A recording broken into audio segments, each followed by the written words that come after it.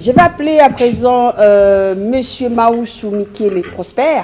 Il va venir justement sur cette antenne. Avec lui, on va discuter un tout petit peu sur la qualité de l'enseignement, n'est-ce pas, la manière dont on doit dispenser les cours en République démocratique du Congo, surtout avec la gratuité de l'enseignement promis par les chefs de l'État, parce que c'est en train de prendre l'envol. Bonjour, comment vous allez? Je vais bien, merci. Super, on s'installe. Merci. Voilà, on va discuter juste un tout petit peu. Vous êtes enseignant, vous avez bien passé votre journée? Effectivement, nous l'avons passé en parfait accord avec ma coordination des écoles. Effectivement, je suis dans l'une des écoles de la communauté du Magnificat, une école chrétienne catholique. Ok. Eh bien, nous avons été ensemble avec tous les collèges des enseignants. Nous avions partagé nos valeurs, nous avions partagé aussi notre expérience.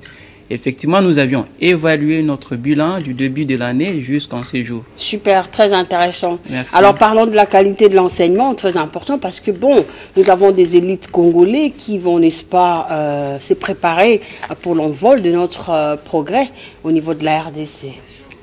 Ok, merci. De l'entrée de jeu, je vous ai écouté en train de parler de la gratuité de l'enseignement. Eh bien, on pourra dire ici que la gratuité de l'enseignement a tiré ses origines, ou bien tire ses origines dans la Constitution, à l'article 45, si je ne m'abuse pas. C'est là où on trouve la gratuité de l'enseignement primaire dans les établissements publics. Alors, parce qu'ici au Congo, nous avons deux systèmes éducatifs. Il y a les écoles privées, il y a également les écoles de l'État public. Alors, il y a certains parents qui confondent la gratuité, même dans l'école privée. Non. Donc, la gratuité concerne beaucoup plus les écoles publiques.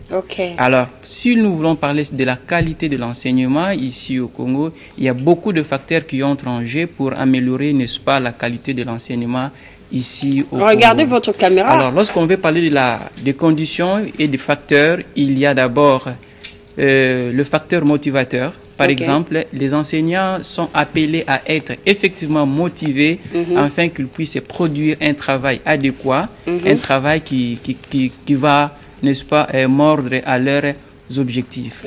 Alors, il y a aussi les conditions environnementales, les conditions dans lesquelles les enfants doivent se trouver pour qu'ils suivent, n'est-ce pas, avec toutes les conditions possibles, les enseignements. Alors, c'est-à-dire, les salles de classe doivent être adaptées, les matériels qu'on doit retrouver là-bas doivent être adaptés à leur niveau. Très bien. Et aussi, nous voulons parler aussi on voudrait valoriser ici au Congo l'enseignement en langue nationale. Alors, pour que nous arrivions... Là, on rejoint Patrick Mouchimongala, directeur à la RTNC2. Je vous dis en tout cas chapeau. Voilà. Merci beaucoup. Donc, pour que nous améliorons la qualité de l'enseignement dans notre pays, retour à la langue nationale. Je demande au gouvernement de se focaliser sur l'enseignement en langue nationale. Par exemple, ici, je vois devant moi le matériel didactique.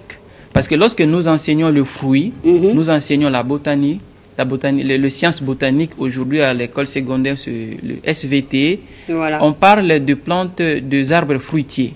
Alors, nous sommes au Congo, nous avons beaucoup de fruits. Vous verrez un enseignant qui enseigne les arbres fruitiers, mais les enfants n'ont pas palpé le fruit, n'ont même pas dégusté les fruits.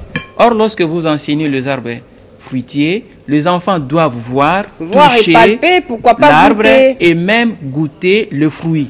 Alors, c'est de cette façon-là que nous allions améliorer la qualité de l'enseignement dans notre pays. Donc, la théorie associée à la pratique. Pas théorie. Quand on vient à la pratique, on ne sait pas qu'est-ce qu'on peut dire. Mais l'enfant est très intelligent, il est doué. Elle est douée. Donc, c'est vraiment très important. On doit faire comme ça. 5 mois, on peut dire 2 mois de la théorie, 2 mois pratique. On avance. Non, écoutez, dans l'enseignement, il y a les choses doivent aller de manière simultanée. C'est-à-dire quoi? Vous avez enseigné une leçon qui a été prévue. Par exemple, vous allez parler sur les fruits à pépins et les fruits à noyaux. Est-ce qu'on peut prendre le fruit aussi? Oui, comme ça, c'est-à-dire l'enseignant est appelé en amont. Va là-bas, enseigne. Non, passe derrière. Voilà, passez derrière. L'enseignant est appelé en amont de préparer la matière pour demain. Ok. C'est-à-dire, si l'enseignant va parler sur le fruit... Ouais, toucher comme ça le fruit, voilà. à noyau, par exemple, c'est le fruit à noyau.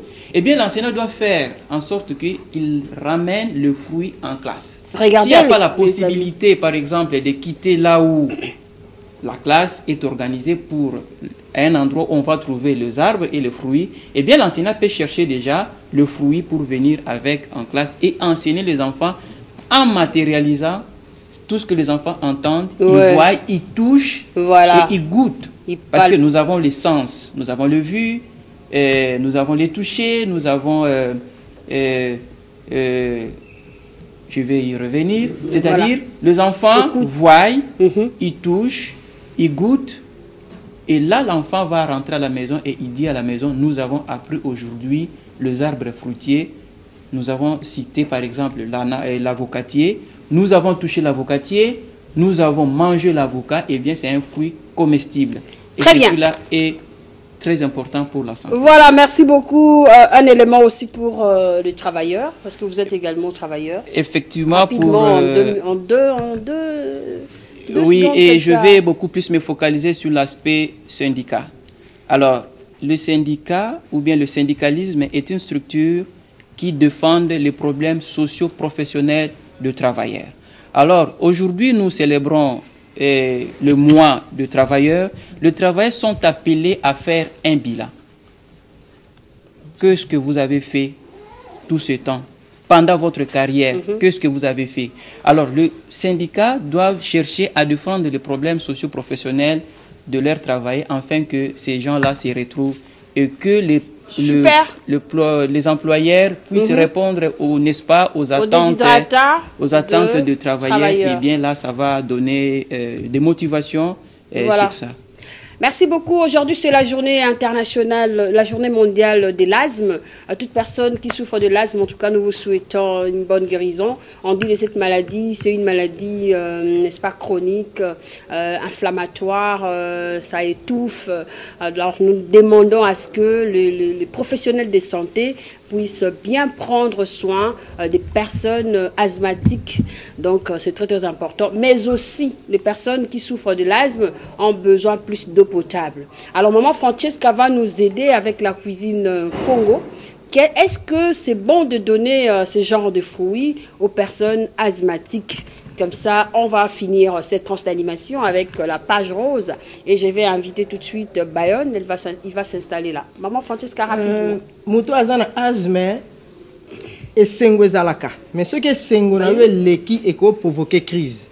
Donc ko seka ezala na limite. Joie ezala pe na limite. Plaisir nyonso na mutu asthme ezala na limite. Ce qui au lekisi et ko provoquer une crise. OK. L'em sou ventum na o wana ka ozoko kozwango ta partie ya crise. Muta asthme so azana souci mingi et provoquera pe crise parce que asthme ezali héréditaire. Héréditaire donc ezwaka. Donc ce que papa na binoto maman zanango ezwaka pe. Donc ezana kilanelo a oleate. Voilà. Alors monsieur Maoussou, vous devez apprécier quand même le travail de Papa Griffe. Je salue comme ça Philo Toulou là. Elle l'a Mbingazor. Ça va? Content de te revoir. Alors, vas-y. Effectivement, nous comme c'est le temps, le mois du travail. Oui, c'est le mois du travail. Eh bien, ça c'est un métier noble. Et ça regorge aussi beaucoup de valeurs culturelles congolaises. Nous félicitons notre doyen et dans ces métiers et nous l'encourageons d'aller de l'avant. Et pourquoi pas faire ce que nous appelons faire passer le flambeau, c'est-à-dire former d'autres personnes, parce que demain après-demain, il ne sera pas là. Papa Griffe, vous avez votre message. Former d'autres personnes qui doivent pérenniser, n'est-ce pas, cette culture, ces métiers, ça lui sera vraiment une très bonne chose. C'est pourquoi, doyen, je vous propose prochainement, si jamais vous pouvez créer un centre de formation pour ces métiers, et chaque fois que vous avez la possibilité de passer à la télé, n'est-ce pas, de demander l'accompagnement du gouvernement, non seulement le gouvernement, mais vous pouvez aussi appeler d'autres personnes de bonne foi de vous comme accompagner. Samba Bachili, le président, effectivement, oui, dont la personne que vous avez citée ici, et d'autres, n'est-ce pas, ils peuvent, n'est-ce pas, vous encourager, vous soutenir, et nous, on peut vous encourager et vous soutenir avec des idées. Important aussi. Important, c'est une façon aussi de vous honorer. Voilà. Et c'est une façon aussi de consommer Congo. congolais. Voilà, Made in et Congo. De l'autre côté.